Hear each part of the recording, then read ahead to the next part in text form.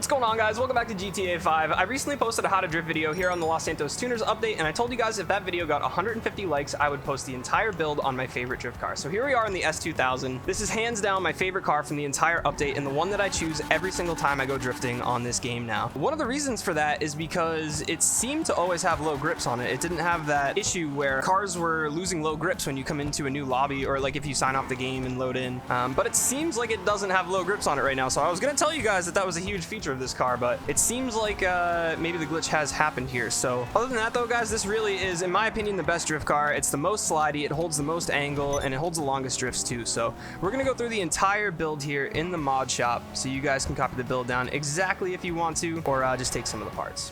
Alright guys, so here we are pulling into the mod shop. Now, I am going to show you guys every single option that I did to this car. I'm not really going to comment on what affects performance and what doesn't, because it seems like people sort of have their own opinions on that, and I am definitely not an expert, so I don't want to speak out of turn. But I am going to go through every option so you guys can copy it down exactly the way I have it if you're looking to drive this car for yourself. So first up, we got armor all the way at 100%. We got our brakes, they're going to be stock. For bumpers, we are running the street bumper up front, and on the rear we have the sport bumper. In our engine section, guys, for our block, we got the carbon valve covers. Our cam cover is going to be red exposed. Strut brace, we got the polished twin bar strut brace. Air filters, we have individual cone filters, and our engine tune is level 3. For exhaust, we got the twin tuner exhaust. I like the titanium tips on this one. For headlight covers, we are running stock. We don't have any colored headlight cover on there. Fenders, we have performance fenders. Grill, we have the logo monster intercooler. Hood, we have the single vented hood. Horn is going to be stock on this one. For interior, we have the semi-stripped interior for our dash. For doors, we have the carbon door cards. Seats are going to be ballistic fiber sport seats. I'll show you guys that in third person. Nice stock looking seat. I didn't want anything too crazy with the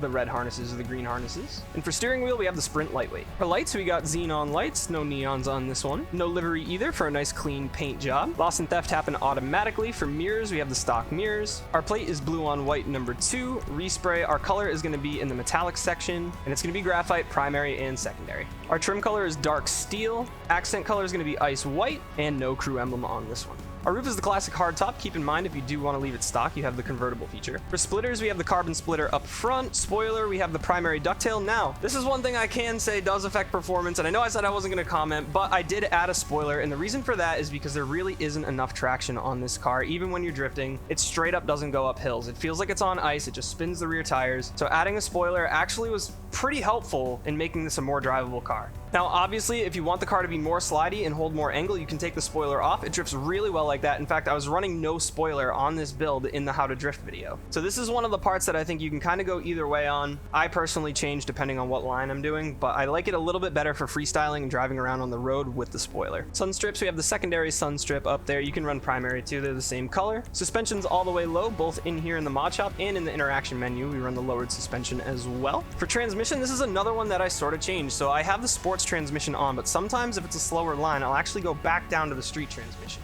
Now, the main difference here is the sports transmission is going to make the car faster but easier to spin out, so you really got to pick your poison. If you're doing some high-speed stuff, you're probably going to want the sports transmission. If you're doing some lower-speed stuff, you'll probably want the street, so you can be a little bit more aggressive on the throttle without it spinning out. Turbo, we have the tuning on. We got wheels, actually running some street wheels here on this car. We got the Cosmo Mark 3s. Our wheel color is going to be carbon black, and we don't have any tire letters or anything like that, although we do want to throw on, make sure we have the low grips on here, and we did not, so it looks like it did cancel the low grips on this one. Now, for whatever reason, this car was impounded when I signed on today, so it might have something to do with that. But keep in mind, guys, 9 times out of 10 when I sign on and drive this car, it still has the low grips on it. So I don't know what that's about, but it usually does. Today it didn't. And our last option is windows, guys. We got the dark smoke, not tinted all the way. So we're gonna hit a few drift spots so you guys can see how this car drives in a couple different scenarios and see if you want to try it out for yourself.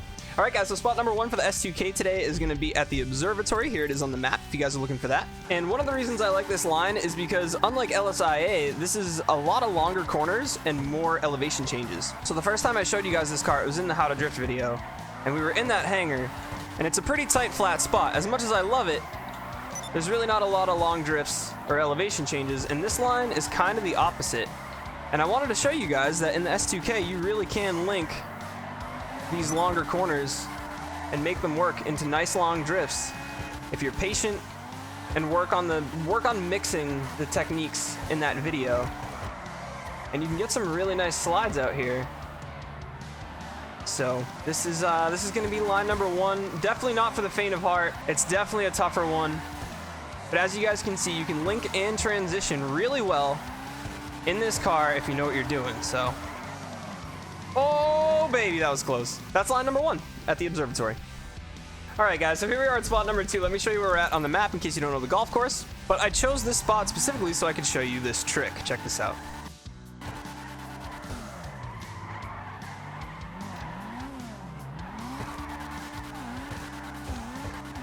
Not bad, right? So this is one of my favorite places to practice 360s in this car. Let me try and get a cleaner one for you guys though, because I feel like I can do better. Hold on. Get a little momentum coming out the corner, it helps. Oh, I lost it. No! But yeah, this is basically where I learned to 360 in GTA. There we go, much cleaner. Just needed a couple practice ones, dude.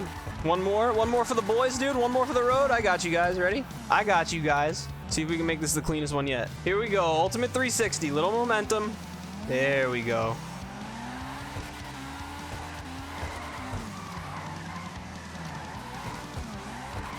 I don't know, it was 2 or 3 cleaner, boys. Let me know down in the comments below. Guys, if you did enjoy the video, feel free to leave a like down below. Subscribe for more GTA content just like this, and I'll see y'all in the next one.